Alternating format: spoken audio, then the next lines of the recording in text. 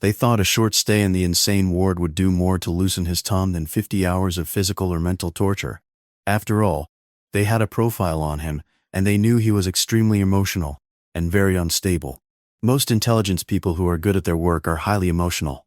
They don't like to admit it, but they are unstable in some way or other.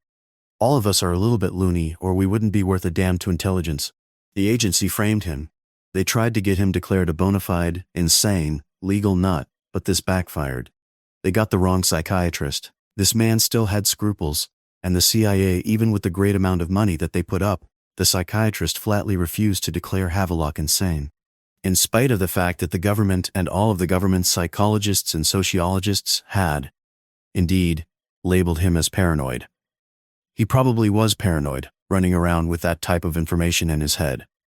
So the next best bet was to try and send him off to a federal penitentiary where they could have him under surveillance 24 hours a day. Therefore, the following is a matter of record.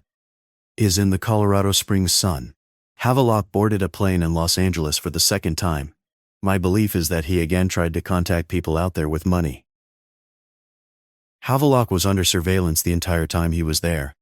This came out in his trial. It is a matter of public record. He never made contact with anyone. He found out he was tailed, and his story on the stand was that he went out there because he was emotionally perturbed and wanted to get away from everything. Again, he didn't tell his wife where he was going, why he was going, or who he was going to see. He had just retired from the military. He didn't have to punch any time clock.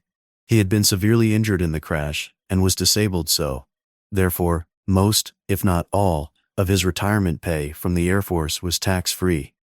While not rich, he was financially independent. Anyway, he wandered around Los Angeles for a few days, and then boarded a plane, still under surveillance. There were 2 agents on board the plane with him. Havelock went to the restroom. Shortly thereafter, smoke came out of the restroom. The only thing they were able to prove at the trial was that there were some papers burning in the sink in the restroom head of the plane. There were conflicting stories at his trial as to whether or another